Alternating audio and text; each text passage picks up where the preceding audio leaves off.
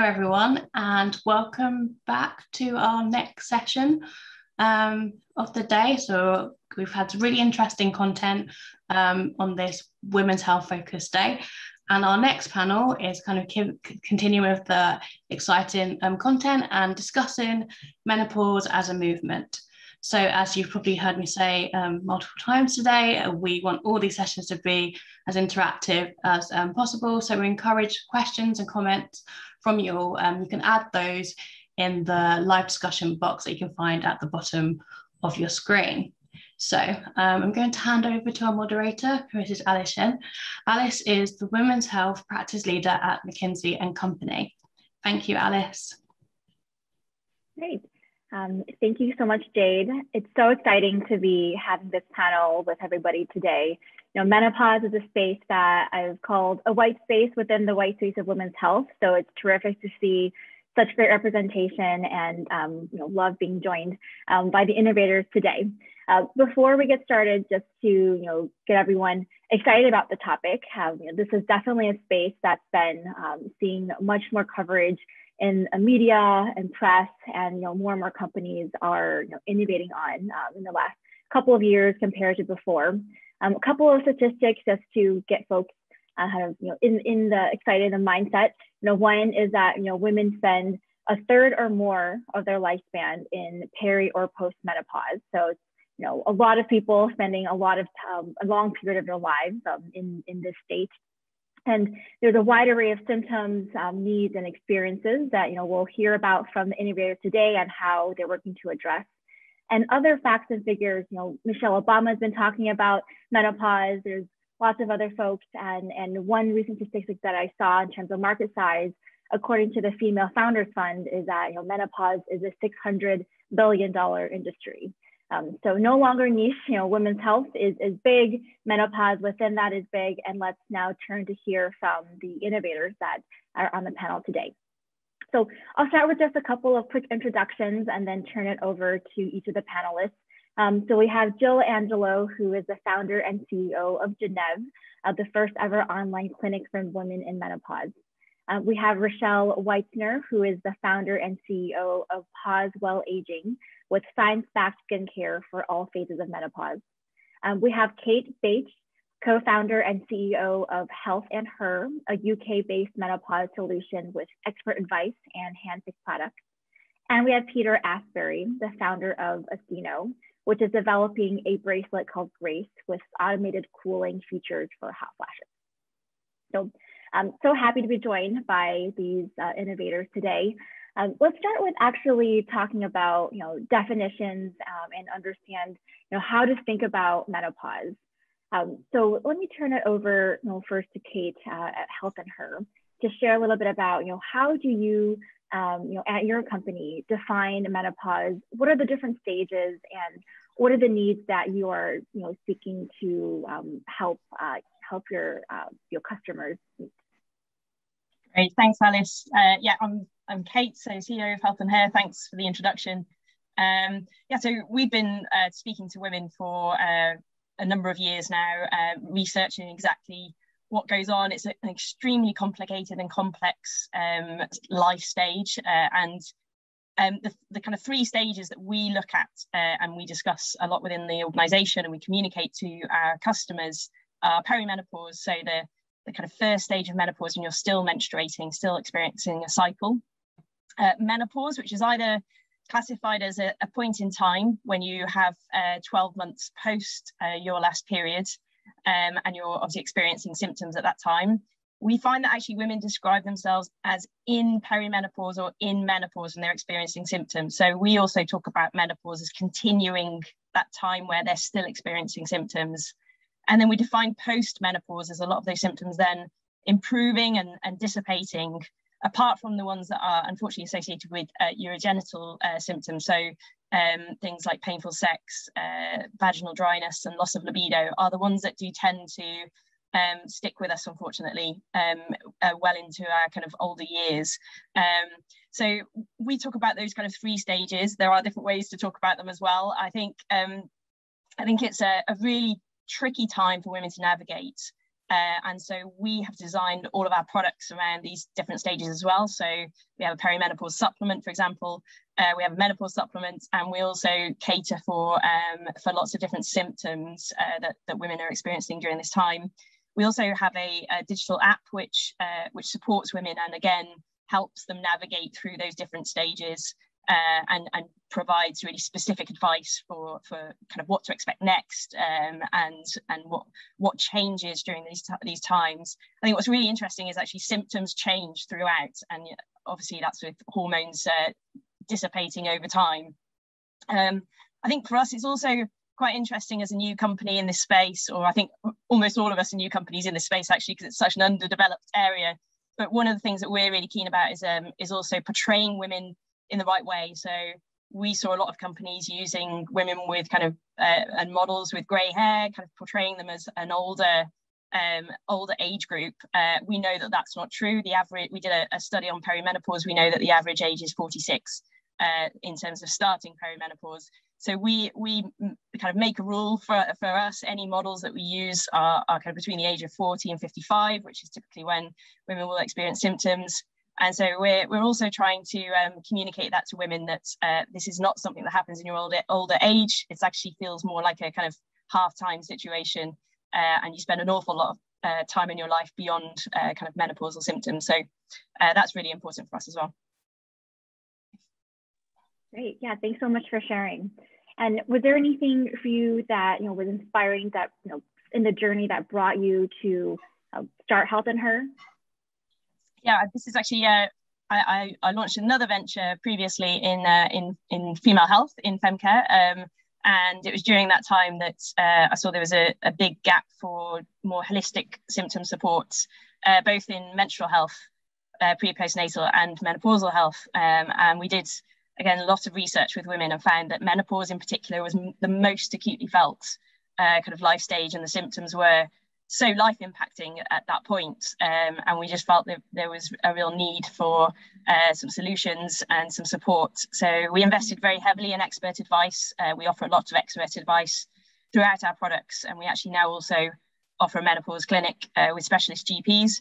And yeah, so it's been quite a journey, but we really wanted to offer a really holistic solution, and we feel like a couple of years later we're in a really good place in terms of offering women, despite their symptom severity and their menopausal stage, an option for everyone, really.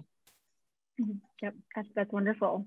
Hey, and let me turn it over to Jill next, and let's hear a little bit about Gennev, what inspired you along your path. What was your journey like here, and any perspectives to share, especially given Gennev has been around the longest out of all the companies, at least that I've been following in the menopause space. Yeah, thank you for that, Alice. I'm Jill Angelo. I'm the co-founder and CEO of Gennev.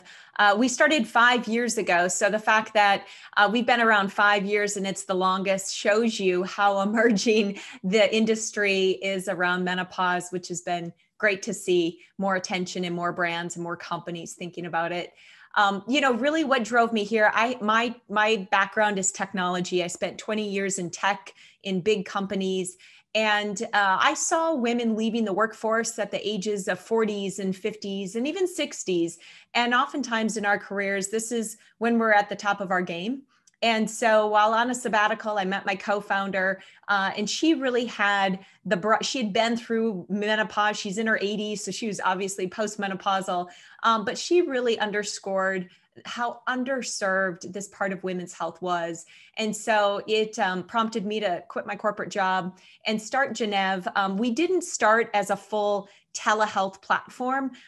When we started first with e-commerce wellness products, and then really grew to also add on free education and community support for women going through this change. And then finally, the telemedicine access to doctors and health coaches. We are US based, and we are providing telehealth appointments to women in all 50 states. And so we really think about ourselves as an online clinic in terms of serving and providing holistic care to a woman, whether it is medical and prescription support, or more lifestyle and nutritional support through our health coaches, or anything in between. We've also got a line of supplements and wellness products that can help women with symptom relief as they go through the change. Got it. Great. That's really inspiring to hear. Let me turn it over to Rochelle next. Let's hear a little bit about Pause Well Aging. And I know that you've also created a product or a space within menopause beauty, as you describe it. So let's hear a bit about that. Okay, great. Hi, everybody. I'm Rochelle Weitzner. I am the founder and CEO of Pause Well Aging. And my background is I come from the beauty industry. So I used to be the CEO of Erno Laszlo. And before that, I was the CFO of Laura Mercier and Revive Skincare.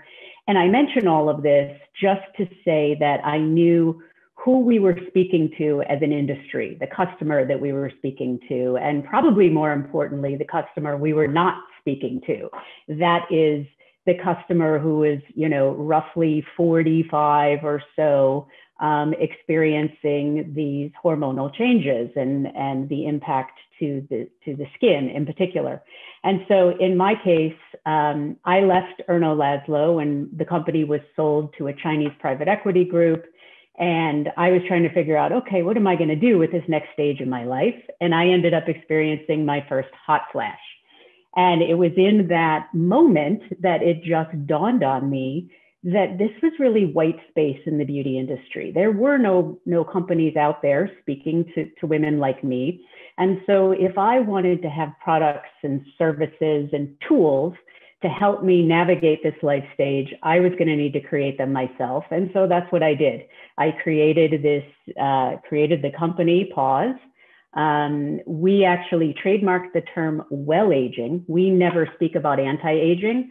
We're about well aging well on our terms, the way we choose to. And so if we want to use products and tools to help us along the way, that's great. If we want to age naturally, that's great too. And so this really became a new category in beauty that I just call menopause beauty.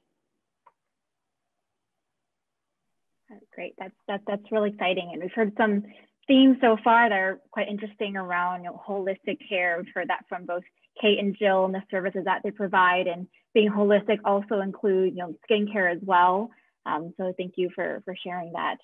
And let me turn it over to Peter, and let's hear about Astino. We'll love to hear about your journey there and what is Grace looking to accomplish. Sure, yeah, thanks Alice, and hi everyone. So my name's Peter Astbury. I'm the founder of Astinno. We're based over here in London, and our first product, which is currently in development, is called Grace, which is an automated tracking and cooling wearable for women experiencing hot flushes or flashes in the US, right? And night sweats during peri and post menopause. So the product Grace works to pick up signs of a hot flush before women, realize that they're going to have one. And at that point, it will automatically activate a localized cooling patch, which then works with your body's natural reaction to temperature to stop the hot flush from overwhelming you. The automated nature of Grace is particularly valuable at night, where women are currently waking up, time and time again, resulting in severe sleep deprivation, and that will affect them for years and sometimes even decades from the women that we've spoken to. So that's what we're looking to tackle with Grace. You may wonder why at the grand old age of 22, as a male, I decided to develop a product for menopause, which is a fair question. And it all stems from my background in design. So my professional experience is in user experience design, mainly relating to healthcare. But my degree is in industrial design and technology, which I did here in the UK. And that's really where it all began. So in the final year of a design degree, you have one major project that spans about 9 months. And I was really adamant that I wanted to create something new, something bold, that had potential to do some real good. And in the months leading up to that year, I was talking to a manager of mine at work, about different areas I might want to focus on. Now, she was 48, 49 years old, around the age you might expect to experience symptoms of perimenopause. And to direct quote her, she said, Pete, it's not cool, it's not sexy, but it's really needed. And that's menopause.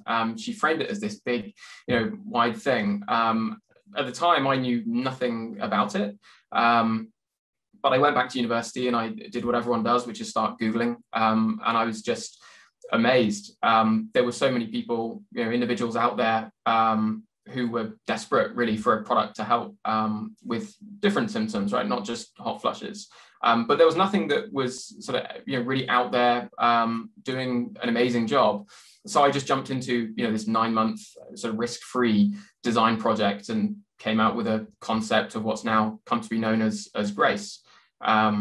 And really, like the key insight for the product itself came from the interviews I was doing with women.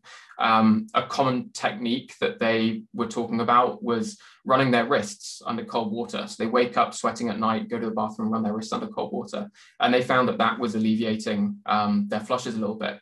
And that's where the inspiration then came from for Grace, which is this 24-hour automated cooling product. So yeah, that was a few years ago now. And we're continuing to develop it alongside a university and a medical device manufacturer. So yeah, it's an exciting time. Wonderful. Thank you for sharing. It's incredible that all of you are drawn to this space, whether it's through personal experience or those you've seen around you or through other means. It's important to have folks really tackling big problems like this, and whether or not it's something you personally are facing at the moment. So it's great to see. We have a number of questions from the audience, so thank you for being active. For those who may have joined late and missed the early announcement, please use the live discussion box to post any questions, and we'll weave in as many as we can throughout the discussion. So first question is from Marisa. This is for Jill and Rochelle. Would you say that menopause health issues is a factor for women leaving the workforce, or is it ageism, or both? Why don't I turn it over to Jill first, and then Rochelle. Yeah, I bet you, Rochelle, you can totally chime in on this one because I know you've experienced it yourself. I think it's a combination. It's a combination of menopause symptoms and ageism. What we hear from women, and in fact, we're fielding a survey right now specifically around women who have left the workforce to really understand how much of it and how many sick days are they claiming, what's the condition like, and what do they feel like. And what we hear more than anything is they don't feel at the top of their game. Sometimes they can't sleep very well. They've got some cognitive fogginess, maybe in the morning, and then they're struggling with hot flashes. And oftentimes a hot flash is triggered by a meeting or a presentation, like stressful moments. And there's nothing like the workplace to bring a little stress in your life. So I think the more that we can start to support women through a supportive workforce, whether it's flexible time or cooling options, or, just open conversation and education amongst managers for what their female employees might be going through, that's a huge bonus. Because when you think about women in their 40s and their 50s, those are your senior leaders. Those are the senior women in your organization. They've got a lot of IP and understanding of what's gone on in that workplace. And so you want to retain them and support them in whatever way you can. Yeah, I could not agree more with everything that Jill says. And Jill and I are typically aligned on most things anyway, so that's not surprising. But I do think that it is, the reason for leaving is a combination of both things. And so something that we as a company are really looking to do is to break this taboo that surrounds menopause. The fact that, people aren't even comfortable saying the word menopause. I've now gone so far as to start calling myself the menopause lady, just to try to normalize that word and what it is that we're talking about, and the fact that there shouldn't be any shame in talking about it. This is a life stage that we're talking about. It really isn't a medical condition. And it's just a natural part of life. And yes, there are some experiences that we have. And one of the things that I'm really looking to do is to help provide some products to alleviate some of those pain points that we tend to experience during menopause. So in the case of hot flashes, which, absolutely can occur in the workplace and can be highly embarrassing when you're turning this huge flush of red and sweat starts pouring down. We developed something called a cooling mist. And this is different from a typical facial mist because it's actually 2 sprays to the back of the neck, and it cools you down for an hour. And it really helps to give you a sense of relief from that anxiety and nervousness that also tends to come when you have this hot flash. So, you know, I do think ageism is there. I think it's also about how we're not really speaking about menopause enough as a society. And so the more conversations we have, my hope is that women feel better about staying in the workplace. Alice, just to jump in here as well, I think everything's already been covered as a point, but we actually did a study on this already in the UK, and we found that there are 14 million days being lost every year to women taking time out of work to manage menopause symptoms. That equates to roughly 1.8 billion GDP just in the UK. So I can only imagine what that would equate to in the US if we looked at that as well. But I think there's a huge opportunity to work with both businesses and governments to kind of help this. Obviously, there's a huge opportunity for both to significantly improve output and as Jill said, to keep women that are really experienced in the workplace. Absolutely. So this is a case where, you know, menopause is about women's health. It's also about, you know, gender equity, you know, keeping women in the workforce. Lots of really important issues here. And I'm going to turn to a question actually from Melanie from the audience, and it's core to the whole discussion. Actually, is, you know, why is there still stigma around menopause? Part 2 of the question is, you know, what key activities are companies doing to remove that, remove the taboos? So let me actually open it up to the panelists.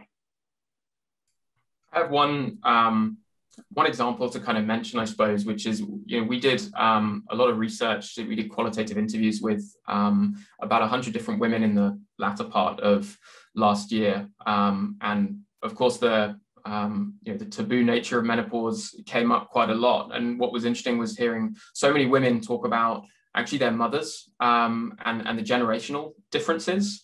You know, women were saying that, you know, their parents just didn't talk about this. They suffered in silence. So when it got to their own menopause and the symptoms that they might be plunged through, it was even worse for them because they never saw it coming. But then off the back of that, what they said was, well, I'm not going to let my daughter go through this. I'm not going to let her get to this stage of life and let it be something that they never saw coming. So they will actively talk about it now and actively promote it. I think one thing that we're trying to do to help with that taboo is where a lot of products before have been designed to be hidden, actively promoting the hiding of what you're going through.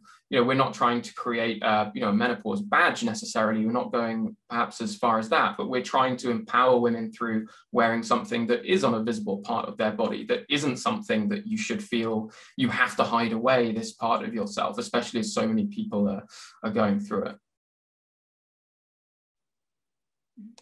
I think that's a great thing to call out, Peter. I like that notion of creating solutions that you're not ashamed of and you're proud to wear. And I think that comes out in your design. One thing around, like, why is there even a stigma to the point, we don't talk about it, but also, unfortunately, menopause is associated with so many negative things versus positives. You know, it's associated with hot flashes or mood swings or gaining weight versus it's really seen as the kickoff to the second half of life. We've got the best years of our lives ahead. We're the most financially probably stable. We're the most independent. Our self-confidence coming through post-menopause is kind of, in the women I see and we serve, is off the charts. So I think we also, in addition to talking about it and driving the dialogue to normalize, we also have to flip the conversation because it does represent such a positive transition. And the more that we can empower women to care for their health and wellness, the whole them through this transition, the more they're going to come out shining on the other end. And women don't have to suffer in silence like they have been. And I think companies like ours hopefully can just continue to make them aware of that and then give them the solutions to feel better. I just have to jump in for a second because, first of all, I love that point that Jill made. It is absolutely dead on. And one of the things that we try to do as a company is really, communicate this idea that women really are superheroes. And this is kind of the next stage in your life. One of the pillars of our company is badass, right? And, it's very important for me to kind of share my story a little bit, which is I turned 50, I started a company, I took up boxing. By no means is my life ending. It's a whole new beginning. I got in the best shape of my life. So it doesn't have to be what that negative stigma is, where it's nothing but weight gain, it's nothing but losing your beauty. I don't believe in any of that. And I think, to Jill's point, and probably everybody else on this panel, the more we can do to reinforce that and show women this is an amazing time for them, that taboo is going to fall away.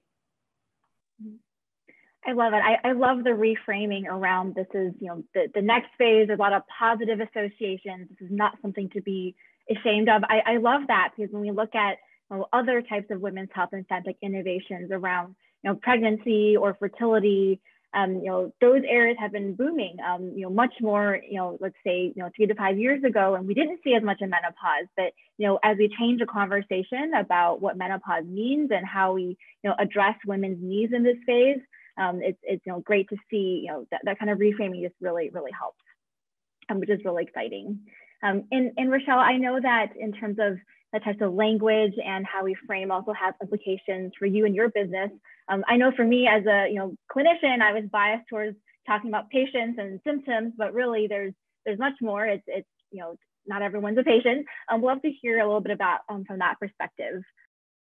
Well, it's really interesting because I kind of go out of my way to talk about menopause experiences and the menopause life stage. I keep away from this idea of a medical condition, because something that we have found as a company, and probably some other women's health companies have experienced this as well, there's a lot of misinformation out there. And a lot of lawyers who are running companies make some decisions like, for example, menopause is a medical condition, and therefore you can't talk about it on television. Because menopause is a medical condition, you can't remarket your skincare products to women that might be going through that life stage. So, as I talked about, we created this new category within beauty, but we have faced so many headwinds along the way in terms of how we can let women know that we are out there for them. We have products to help them just because of these difficulties that we encounter from some of these corporations that haven't caught up to where we are as a society, and really understand, to help break this taboo around menopause, we have to be able to talk about it. It's not a medical condition. It is something we could say on television, and we should be able to remarket to people. Yep, absolutely. And we have a couple of comments from the audience I'll share. So Sharon says, thank you, Rochelle, for voicing the reframing of the journey as a continuum. And thank you from Claire saying, love all the comments about all the positives, emphasis about this life stage. Right. Yeah, and to the audience, please do keep the comments and questions coming. We love the engagement, and we'd love to, I'd love to address these live. So I'm actually going to turn to a question from Claire around data, which was also where we wanted to go in this conversation. So this question is for Peter about how are you able to collect data, and how would you use that in terms of understanding how and when women are experiencing hot flashes, and is there anything else that you're collecting with the Grace wearable?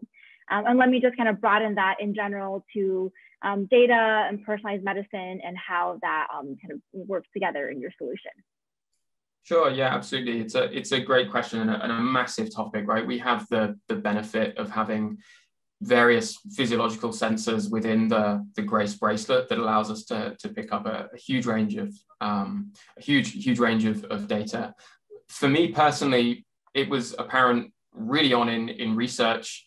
Back in, we're talking like late 2016 now, that, the research that's been gathered so far has been done on a relatively small scale and quite localized studies as well. And where the area has been underfunded, it's also under-researched, and maybe that's why in part we have a very heavily hormone medication-led approach right now. And as startups are kind of working to improve things for women just through a wider spectrum of management options and giving more choice. I think the space can really only be strengthened by an influx of products that encourage more data and give us a broader understanding in general of what is a tremendously complex life stage. And then with that, we have the opportunity to strengthen the whole ecosystem from healthcare to education and insurance. In terms of Grace itself, we're looking to achieve this and promote it on 3 different levels, really. The first is for the individual. So I mentioned the research we've done in those qualitative interviews with women. And certainly what stood out was just how differently women experience the range of experiences and the difficulty in tracking those symptoms as well. If you wake up at 3 a.m. every 20 minutes, the last thing you want to do really is be blinded by your smartphone and be jotting down exactly what's been happening to you and how you're feeling. So by providing insights based on their own experience data and the automatic logging of hot flushes, that is, the more women can understand the symptoms and the more accurate that tracking will be as well. And if we take that then a step further by using AI and machine learning, we can then optimize that early detection, which we're doing, and also the cooling that's being delivered, again, based on the woman's unique physiology and perception as well. So trying to get that much more individualized approach that maybe has been missing until recently. The second level is for the healthcare professionals and the clinicians themselves. In that same phase of research, we spoke to lots of private specialists, and they were using, or some of them were using, pre-consultation questionnaires from, they were like photocopies from back in 1992, really old questionnaires that they were using. And we know that the medical training doesn't unpack that complexity of menopause, but what we're looking for Grace to do is help and actually help those clinicians make more informed decisions, resulting in overall better care and support, tailoring it based on the individual's data, as opposed to more generic or aggregated sources. And then finally, on going one step further on the global scale, where we know that it's an under-researched area and the data has been lacking, we really want to facilitate one of the largest studies that has happened so far to uncover more global trends and patterns and triggers as well for hot flushes and more, where you're tracking one variable, it will show you hot flushes, but it will show you other things as well. So as Grace is worn more around the world, that's ultimately what we want to be able to do and help the industry as a whole, as opposed to just holding on to that for ourselves, of course, whilst respecting privacy as well. Yep. Absolutely, yeah. Also a very important theme, if we don't understand the underlying science or biology, within a certain condition or situation, then how will we work to treat and address those who are experiencing it? So thanks for sharing. And let me turn it over to Kate as well. I know that there's some things that you're doing around clinical data, commercial data, and understanding kind of clinical links between different conditions and symptoms. Yeah, thanks, Alice. Data's really been at the core of our business from the very beginning. We have a menopause symptom tool on the website, which was a huge success as we launched, and it's now collected hundreds of thousands of data sets on women's symptoms. And it was really that inspired then for us to launch our Menopause app, which is one of the leading apps globally. And I think what's really interesting for us, we've always worked on the clinical side of things as well. I think what's disappointing for women overall is that in terms of kind of scientific literature, and there is really very little out there. I mean, to the point where we've actually mapped all the various factors and looked at the clinical data and can see huge numbers of gaps just in our understanding as a kind of global community, which is sad to see. And I think we're particularly interested, as Peter said as well, about what can we do as a group of companies to actually help that? And I think as a team, we're highly motivated by the data points that we're collecting, we've been working with data scientists at some local universities and have already identified 2 clinically novel insights around how symptoms cluster together and also how they interact, which is really, really interesting. And we've used all of this data to actually generate our kind of innovation pipeline and the products and services that we offer today. The next step for us really is actually taking the clinical data one step further. We have a resource here in the UK where we can actually access open source NHS data. And so we're now starting to look into that and how that maps against some of the data that we're collecting. And really the idea around that is looking into post-menopausal outcomes, which is an area that's really hard to track, obviously, when you're kind of tracking on a live database without a huge amount of like longitudinal data. So that's the next challenge for us as a group. But we're really excited about the data that our app is starting to produce already. And again, we can look back at how previous health history, particularly around endometriosis, PCOS, and some of those other conditions actually translate into severity of menopause and various other examples like that, which we think would be really, really useful to the medical community. And again, we're working alongside our specialist doctors to also help them, and they're really interested in the data that we're unearthing. So yeah, there's a huge amount going on, really important to us, and I echo Peter on we really need to make a lot of this available to the scientific community and the medical community as well, because I think there's a lot we can do with it. Yeah, absolutely. It's great to hear that you're able to kind of translate what you've done into the clinical realm as well. And Jill, I know that with Gennev, there's also a personalization component to your work as well. Is there anything that you'd like to add on kind of data, personalization, et cetera? You know, I think at the end of the day, the biggest question we've heard from women is, am I in menopause, or when am I going to get to menopause? When am I going to hit that one day that marks the 12-month anniversary of no menstrual cycle? Everyone wants a prediction.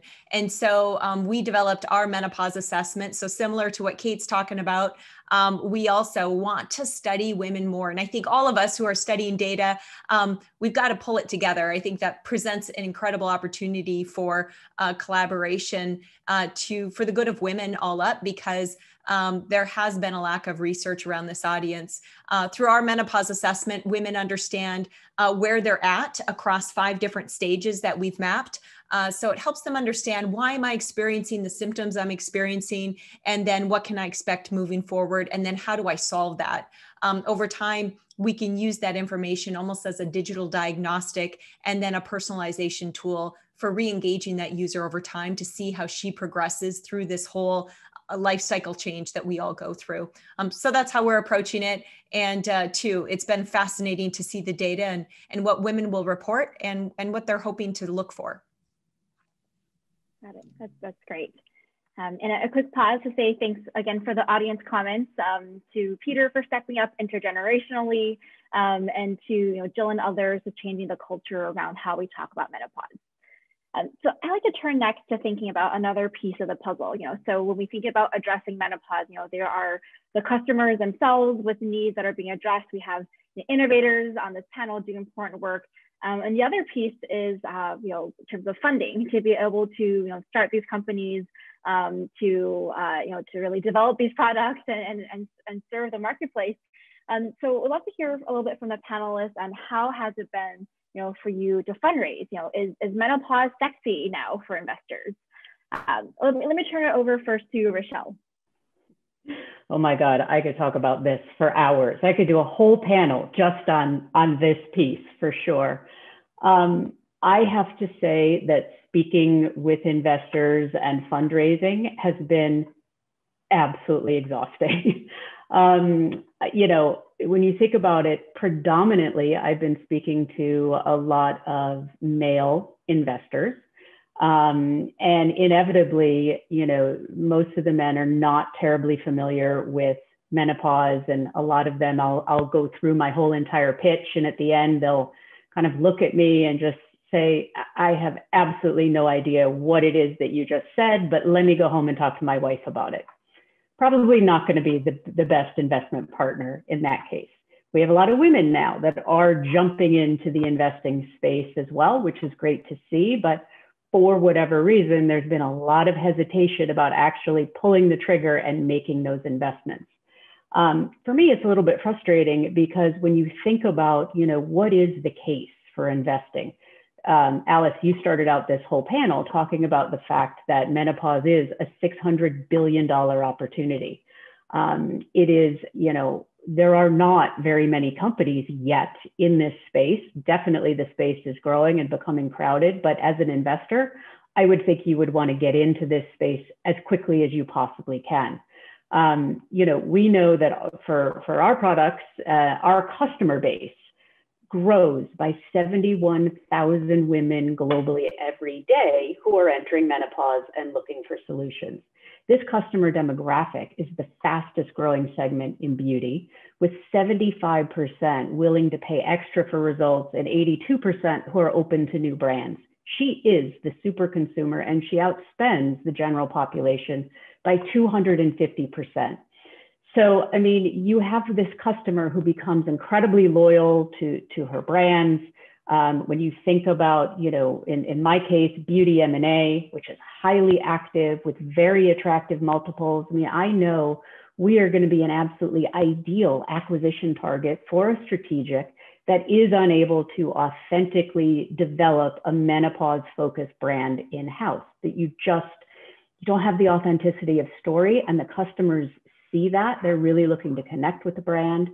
So for me, menopause absolutely is an incredibly sexy investment, and we are fundraising right now. So if you're interested, please get in touch with me. Great.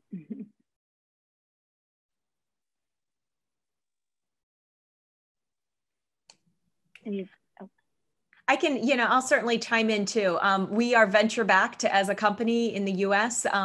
We have raised venture capital. Menopause, certainly is seen as this huge investment opportunity because the market is so large, and it is the final frontier of women's health that has really been, unsolved. It's still so emerging, and there's such great opportunity. So there's a lot of investment interest across men and women. But I think the challenge that I run into a lot is there's no one big win yet in this space. We're still too new.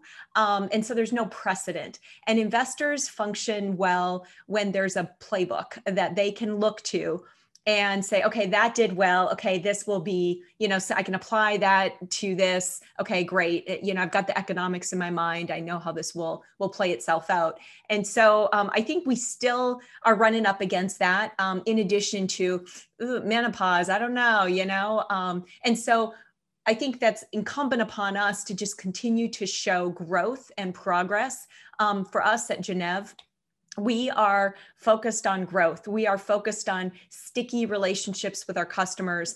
Over 50% of our patients come back time and again for future appointments or for using our products. And so it's a very loyal base. In addition, Rochelle was talking about, women are looking for new brands, but on the services side, if they find a care provider that met their need, you've won their trust for a long time throughout their life. And so in our model with Gennev, we're focused on that lifetime value.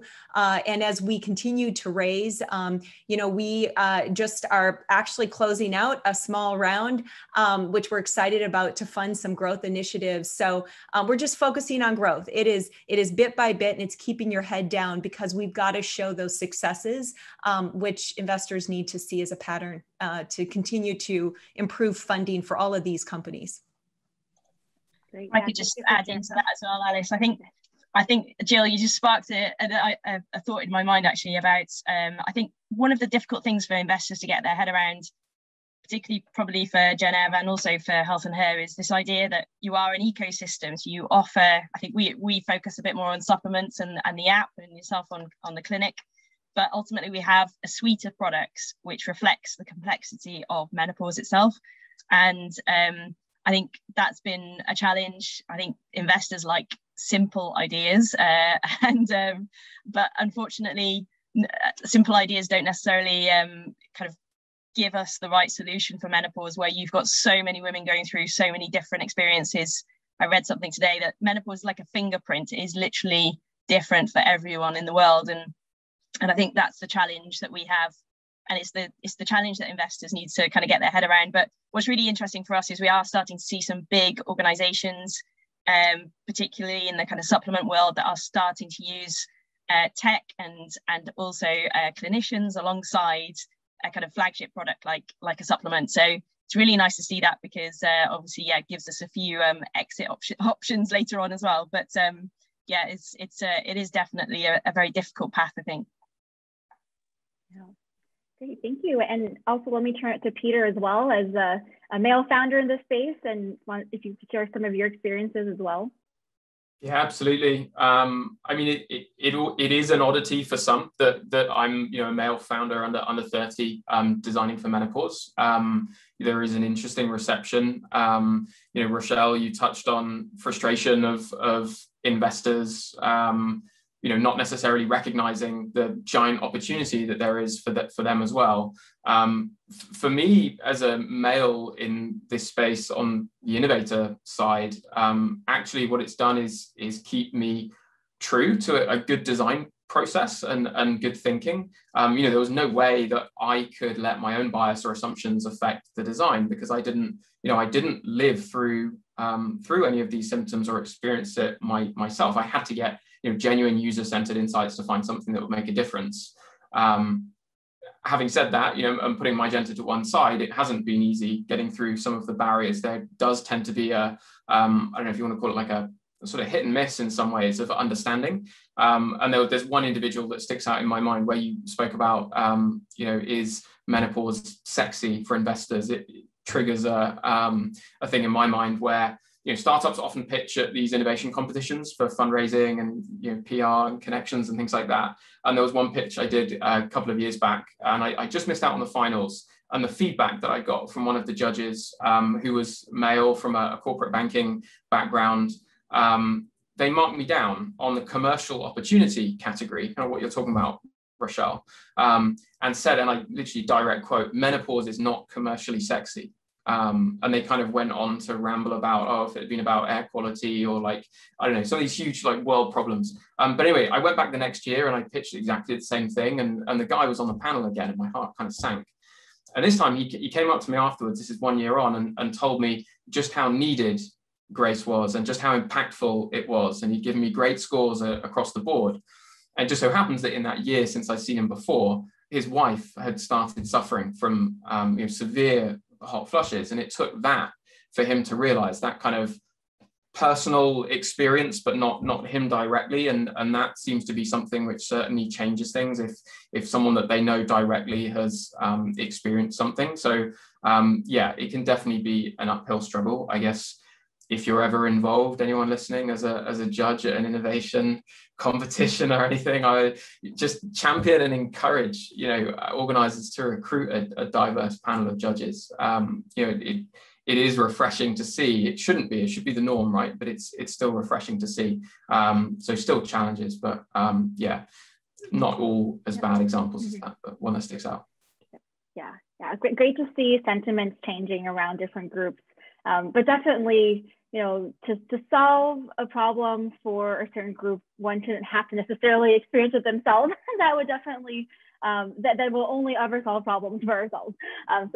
So hope to see, more, understanding, empathy, kind of from groups across the board as we think about tackling, issues that affect many people. So thank you. It's been such a wonderful conversation. We've heard about, reframing the conversation and perception around menopause to a positive change and a kind of a new life stage. We've heard about holistic care addressing all sorts of needs and experiences for not just the patients part of it, but also the consumer element and just holistic needs. We heard a bit about data, use of data to personalize these solutions, as well as to uncover new clinical insights, which will be really important to move the field forward even further. We've also heard about kind of what experience has been like in competitions and fundraising, how there's some headwinds and some challenges, but also some changes in kind of a more positive way.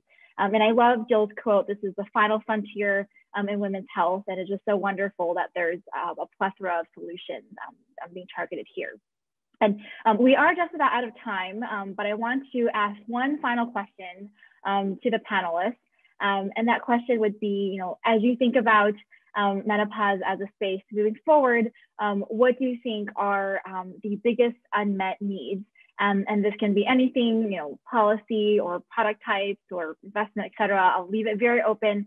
And let me turn it over to Jill first, and then I'll call on each person. I think being in the healthcare space, or I'm going to take the healthcare angle, and I just responded to a question in the chat. Someone asked, are your appointments reimbursable by insurance, or do you take insurance? We don't yet, unless you have FSA or HSA coverage. That's unique to the US, obviously. Every country is different. But I do think that women need their menopause care and products supported and reimbursable by their insurance plans, whether that be FSA, employee wellness wallets, or your insurance all up. We don't yet recognize the menopause appointment as something that can be reimbursed, and that needs to change to improve access for all. Great. Rochelle? Yeah, I would just say the biggest unmet need is probably just conversation, having open, direct conversation, and also seeing, for women to see some really positive role models of women who come out and talk about the fact that they are menopausal and what their experiences are, and it doesn't have to be the worst time in your life. Love it. Kate, I'm turning it over to you next. I think for me, I think there's still a huge or a long way to go, let's say, on personalization. I think we see still there's a huge number of women that are spending a lot of money and a lot of time on trying to find the right path for them, for their individual needs.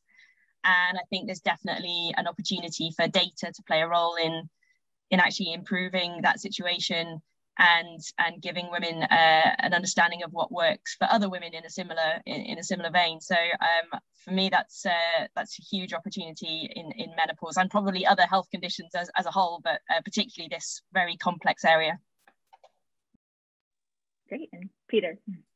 Sure. Yeah. I mean, I'll touch on. I totally agree with everything that you guys have said, and I'll touch on something that was mentioned earlier, which is about the fact that so much of the time women are at the most senior point in their careers, often in senior management positions and things like that, when this stage of life happens, and that can have severe effects. So I think actually looking for better support from workplaces, telling employers that they're lagging, or lagging behind or lacking in offering sort of meaningful support or even understanding.